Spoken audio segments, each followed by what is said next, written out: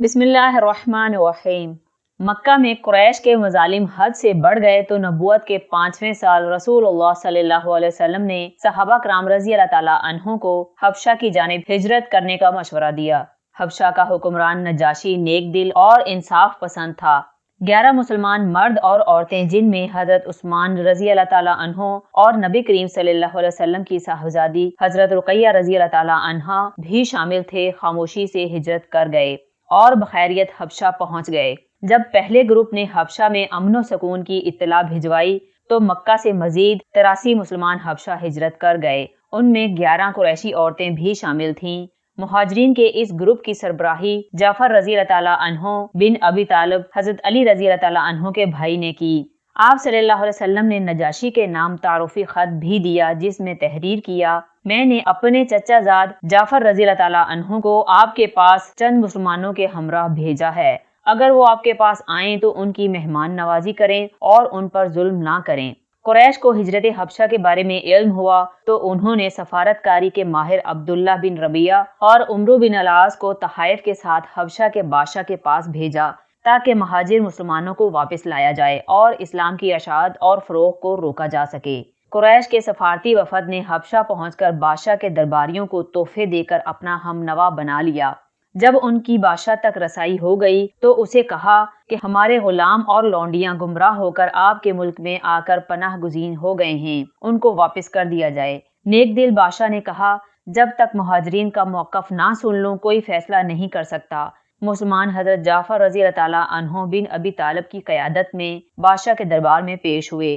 جب بادشاہ نے ان سے ترک وطن کی وجہ پوچھی تو حضرت جعفر رضی اللہ تعالیٰ عنہ نے کہا: ہم لوگ ایک جاہل قوم تھے، بت پوجتے تھے، مردار کھاتے تھے، بدکاریاں کرتے تھے، ہمسایوں کو ستاتے تھے، بھائی بھائی پر ظلم کرتا تھا اور کبھی لوگ کمزوروں کا استحصال کرتے تھے۔ اسی اثنا میں ہم میں ایک شخص پیدا ہوا جس کی شرافت اور صداقت و دیانت سے ہم لوگ پہلے سے واقف تھے۔ اس نے ہمیں اسلام کی دعوت دی اور یہ سکھلایا کہ ہم بتوں کو پوجنا چھوڑ دیں، سچ بولیں، خون ریزی سے باز آئیں، یتیموں کا مال نہ کھائیں، ہمسایوں سے اچھا سلوک کریں، نیک عورتوں پر بہتان نہ لگائیں، نماز پڑھیں، روزے رکھیں اور زکوٰۃ دیں۔ ہم اس پر ایمان لائے، شرک اور بت پرستی چھوڑ دی اور تمام برے اعمال سے باز آئے۔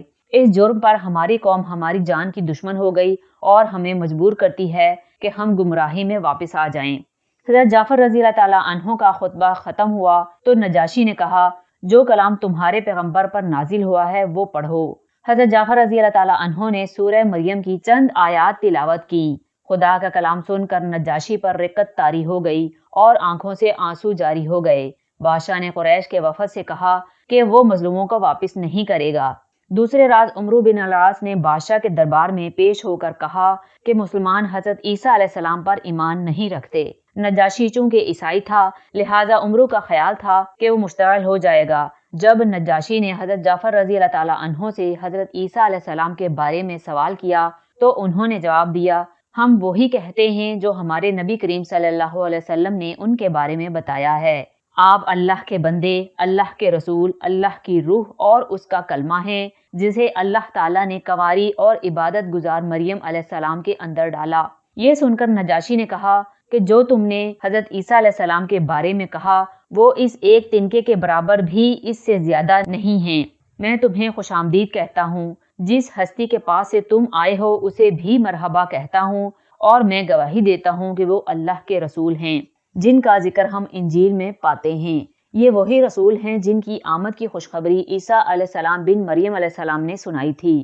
میرے ملک میں جہاں چاہو قیام کرو، خدا کی قسم اگر مجھے حکومت کی مجبوریاں نہ ہوتی تو میں حضور اکرم صلی اللہ علیہ وسلم کی خدمت میں حاضر ہوتا اور وضو کرانے کی سعادت حاصل کرتا۔ ایک روایت کے مطابق نجاشی نے اسلام قبول کر لیا تھا، اور جب نجاشی نے وفات پائی تو حضور اکرم صلی اللہ علیہ وسلم نے اس کی غائبانہ نماز جنازہ پڑھی اور مغفرت کی دعا فرمائی۔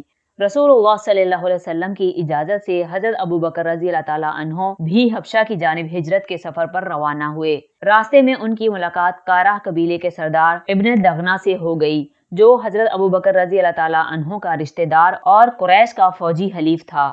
اسے دکھ ہوا کہ حضرت ابوبکر رضی اللہ تعالیٰ عنہ جیسا شخص بھی ہجرت پر مجبور ہو گیا۔ اس نے حضرت ابو بکر رضی اللہ تعالیٰ عنہ کو مکہ واپس لا کر اپنی پناہ میں لینے کا اعلان کر دیا۔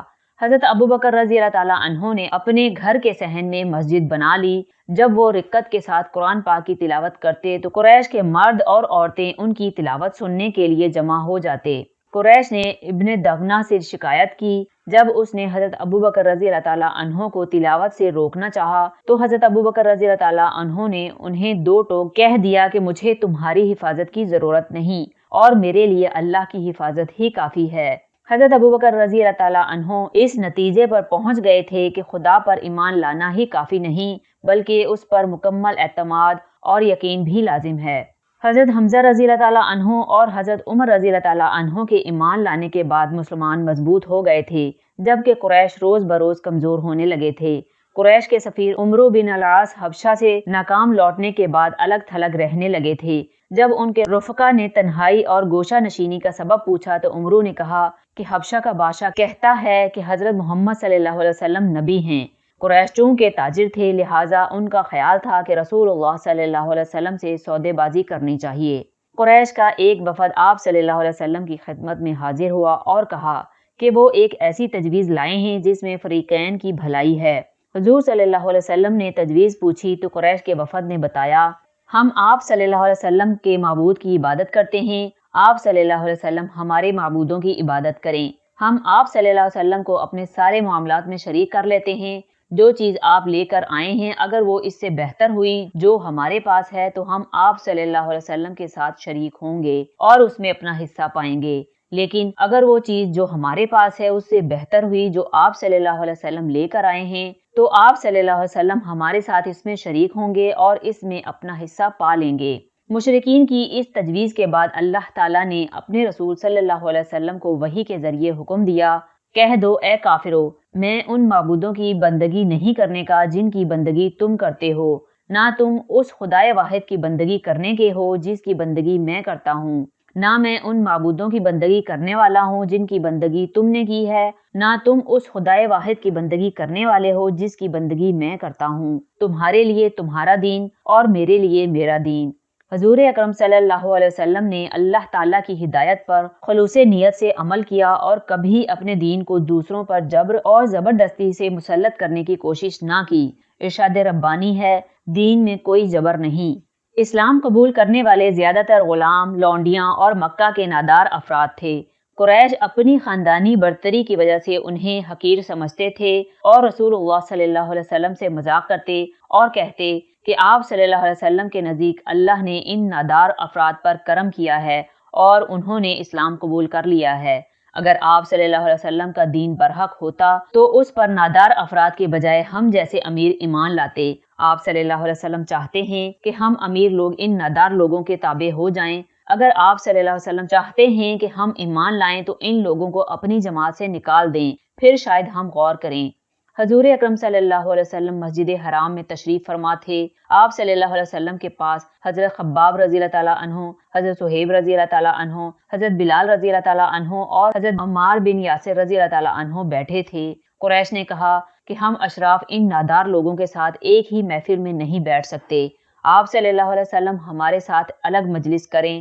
اللہ تعالیٰ کو قریش کا مطالبہ پسند نہ آیا اور اپنے نبی صلی اللہ علیہ وسلم کو ہدایت فرمائی، جو لوگ صبح و شام اپنے رب کو پکارتے ہیں اور اسی کی رضا چاہتے ہیں انہیں اپنی مجلس سے ہرگز نہ نکالنا، ان کے حساب میں سے کسی چیز کا بار تم پر نہیں اور تمہارے حساب میں کسی چیز کا بار ان پر نہیں، اس کے باوجود اگر تم انہیں اپنے میں سے دور پھینکو گے تو ظالموں میں شمار ہوگے۔ اے لوگو جو ایمان لائے ہو، نہ مرد دوسرے مردوں کا مذاق اڑائیں، ہو سکتا ہے کہ وہ ان سے بہتر ہوں، اور نہ عورتیں دوسری عورتوں کا مذاق اڑائیں، ہو سکتا ہے کہ وہ ان سے بہتر ہوں۔ آپس میں ایک دوسرے پر طعن نہ کرو اور نہ ایک دوسرے کو برے القاب سے یاد کرو۔ ایمان لانے کے بعد فسق میں نام پیدا کرنا بری بات ہے۔ جو لوگ اس روش سے باز نہ آئیں وہی ظالم ہیں۔